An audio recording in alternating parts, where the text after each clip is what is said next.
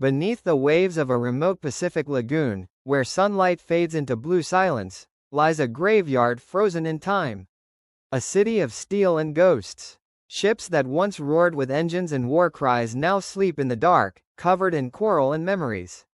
Their guns silent, their flags rotted, their crews still there. February 1944. The United States launched one of the most devastating naval air attacks in history. They called it Operation Hailstone. In just 2 days, the sky turned black with American aircraft. The sea caught fire, and an entire Japanese fleet, once feared, once invincible, was swallowed by the ocean. Today, those war machines rest on the seabed like tombs. Tanks still chained to decks. Fighter planes still inside hangars. Teacups still on tables. Shoes still beside beds. And bones of men who never escaped. But what makes this place different is not just death. It's the feeling. Divers say when you descend into Truk Lagoon, the water grows colder, heavier, almost watchful. As if the ocean itself is holding its breath. As if the souls below know you're there. Some call it a museum. Some call it a battlefield. But every diver who has gone deep enough calls it something else. A haunted place. A place where the war never ended. A place where history watches you back. This is not a legend. Not a myth. It is real. And the ghosts are real too, even if they wear no chains and cast no shadows. Welcome to the underwater grave of the Japanese Empire. The sun rose over Truk Lagoon like it had for 1,000 years, golden light spilling across turquoise water. Palm trees bowed to a soft breeze. Fishermen paddled their canoes across glassy tides. And inside the fortified lagoon, steel giants slept at anchor. To the Japanese, this place was untouchable. The beating heart of their Pacific Empire. The largest forward naval base they had ever built outside their homeland. Protected by a ring of coral, deep waters, and hundreds of aircraft ready to strike. No American ship had ever dared to attack it directly. The soldiers stationed here believed they were safe.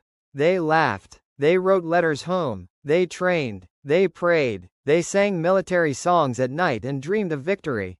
But victory was already gone. They just didn't know it. American submarines had been tracking radio signals. Photo recon planes had mapped their harbor. Codebreakers had cracked their orders. And across the ocean, 5 U.S. aircraft carriers were coming, silent, invisible, hungry. On February 15, the Japanese commanders still attended meetings. They planned defenses they would never use. They walked the decks of their ships, believing they still had time. No one understood that their time was over. That night, the sky was clear. 1,000,000 stars hung above the lagoon like lanterns. The pilots slept in their bunks. The sailors played cards on deck. The war, for one final night, felt far away. Dawn never came on February 17, 1944. Instead, the horizon turned white. Just before 4:30 a.m., Japanese radar picked up what looked like a cluster of birds. But they were not birds. They were F-6F Hellcats, the most lethal fighter bombers the United States had ever built. Behind them followed Avengers, Dauntlesses, Helldivers. More than 500 aircraft, crawling across the sky like an iron swarm. No warning sirens sounded, no officers shouted orders. The lagoon was still half asleep. And then the first bombs fell. The sound was not an explosion. It was a ripping, a tearing of the air so violent, men felt it before they heard it. The sky lit up like a sunrise made of burning metal. The first target was the airfield on Eden Island. Runways shattered. Fuel tanks ignited. Japanese planes still chained to the ground burned where they sat. Pilots ran from their barracks barefoot, choking on smoke. The American planes came in waves.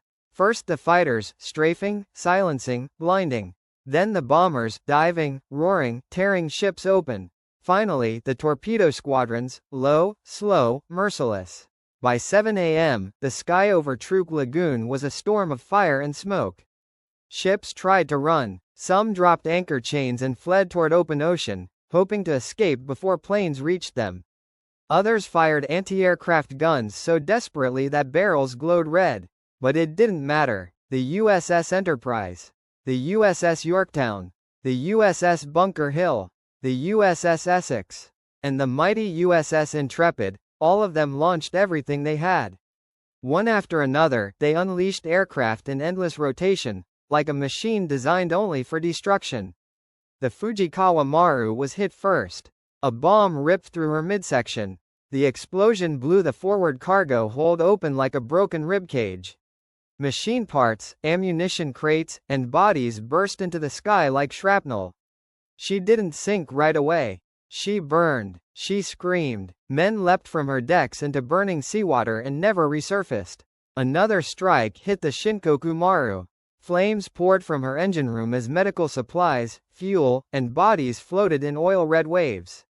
Survivors swam through fire, blinded and choking as aircraft circled overhead for the kill.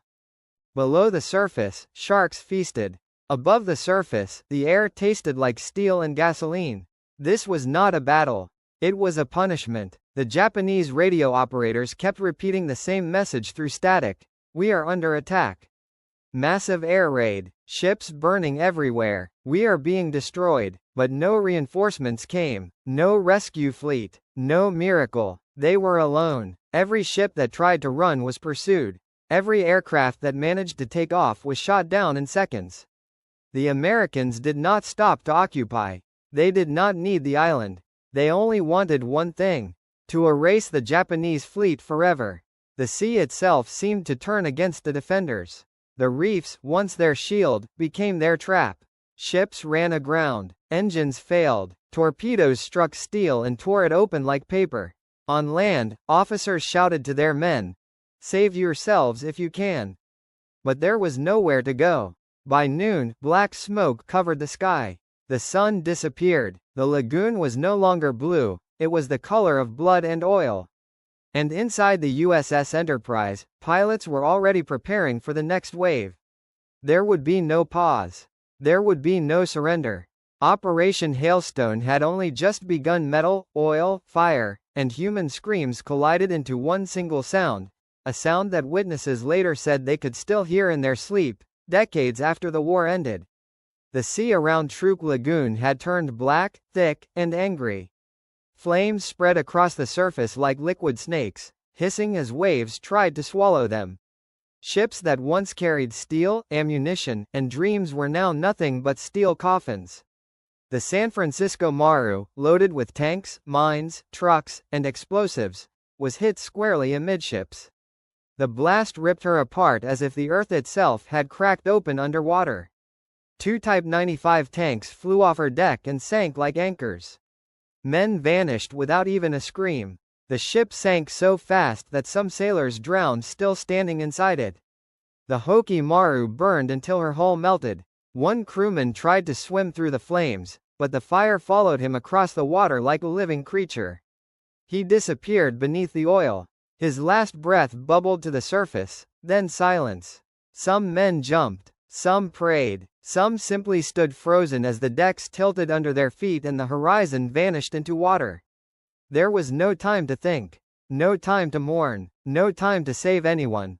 A few survivors reached lifeboats, only to watch the sky fill again with Hellcats. Their rafts were shredded by bullets. The sea turned red. The Americans were not cruel. They were efficient. Their mission was simple: erase the fleet. Leave nothing that could rise again. The Haiyan Maru, once a passenger liner, went down slowly. Her hull groaned like a dying whale. One of the last men aboard stood on the deck and saluted as flames wrapped around him like a burial shroud. His salute never faltered, even as the fire swallowed him.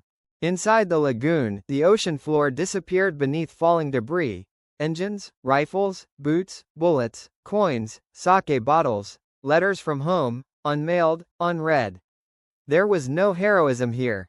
Only drowning, only burning, only the sound of steel breaking against coral. Above the chaos, a Japanese officer shouted, "Remember this place. Even if we die, the sea will remember." He was right. One ship sank upside down, trapping its men inside. Their fists later found embedded in the steel, where they had pounded the walls until their bones broke. On the decks of the Momakawa Maru, sailors were blown into the air as the fuel ignited. One of them fell back onto the burning deck, already dead before he hit the floor. Below, in the dark, shadows began to settle, bodies drifting downward like broken feathers, uniforms waving like flags underwater, eyes still open. The sea did not slow. It only took. It wanted more. The final explosions shook the lagoon like a heartbeat, then stopped. A few lifeboats floated in silence. Pieces of ships burned like candles on the water. The smoke lifted just enough to show the truth. Almost every major ship in the lagoon was either sinking, or already gone. Where warships once stood in formation, there was only fire, oil, and wreckage. And below all of it, the dead, settling into their new home. Operation Hailstone had done its work. The empire that believed itself unsinkable had been silenced in a single tide. And the sea was just beginning to collect its ghosts. The gunfire faded. The pilots aged. The admirals died in their beds. Maps were redrawn, nations rebuilt, treaties signed, monuments raised. But beneath the Pacific, where light falls like a dying heartbeat, the war never ended. Truk Lagoon became quiet. Too quiet. Years passed. Coral grew over steel. Fish swam through shattered hulls. Sharks slept in rooms where officers once planned strategy. No ships came. No engines roared. The lagoon became a tomb, sealed by silence. And then, decades later, the first divers came. They expected wrecks. They did not expect ghosts. They descended into blue water that felt like a cathedral, silent, sacred, heavy. The deeper they swam, the colder it felt, as if every meter pulled them further away from the living world. Then the shapes appeared, giant ships, perfectly preserved, resting on the ocean floor like sleeping giants.